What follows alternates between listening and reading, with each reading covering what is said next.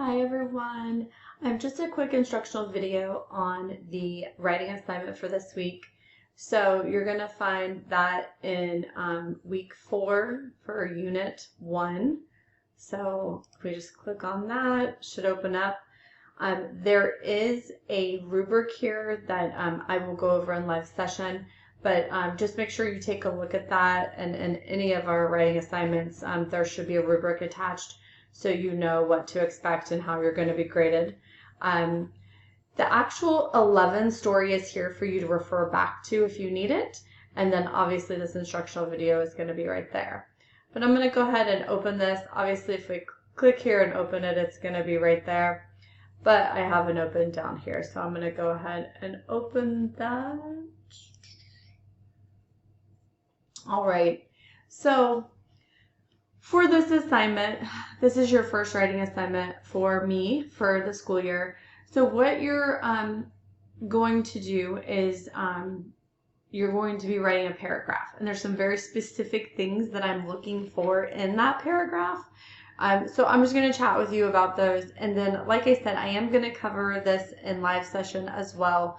So if you need to ask questions or you need additional help, you can ask in those sessions. Okay, so the prompt for this assignment is, how does Sandra Cisneros use point of view to develop Rachel's character in 11?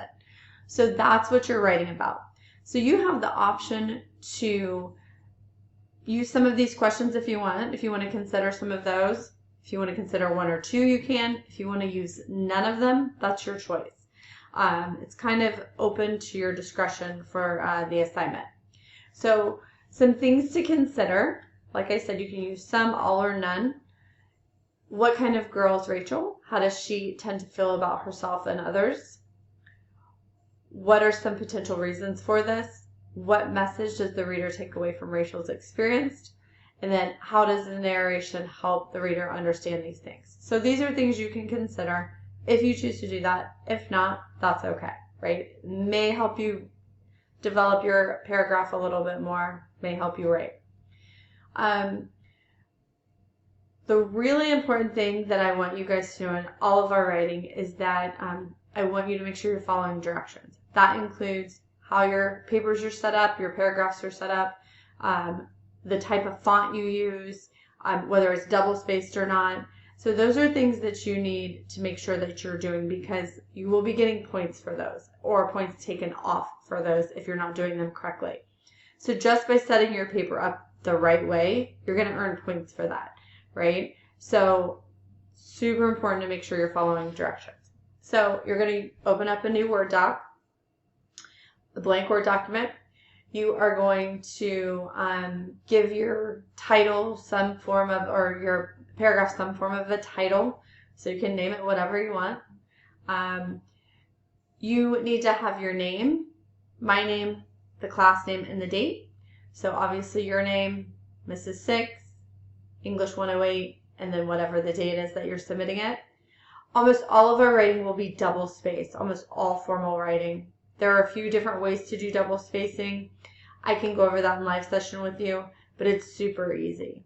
But everything has to be double spaced, and everything needs to be in black, 12-point font, and Times New Roman or similar, so like Arial or something like that.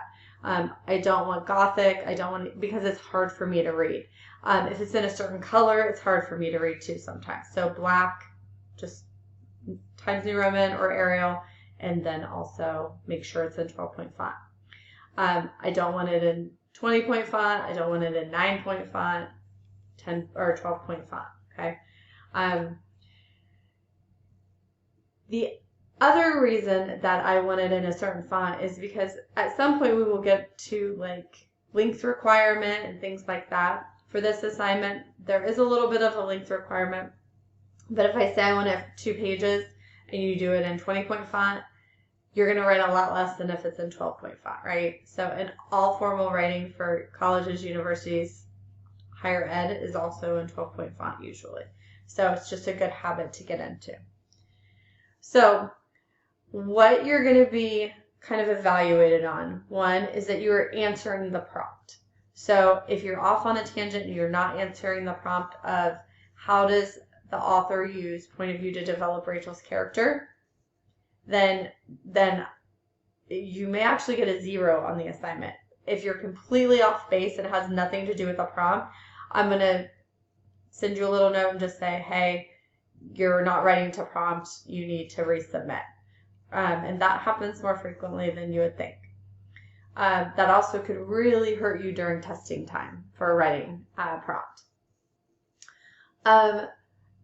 We're focusing on some specific things, just basic writing. So in a 5-paragraph essay, you normally have an introduction, you normally have body paragraphs, and you normally have a conclusion.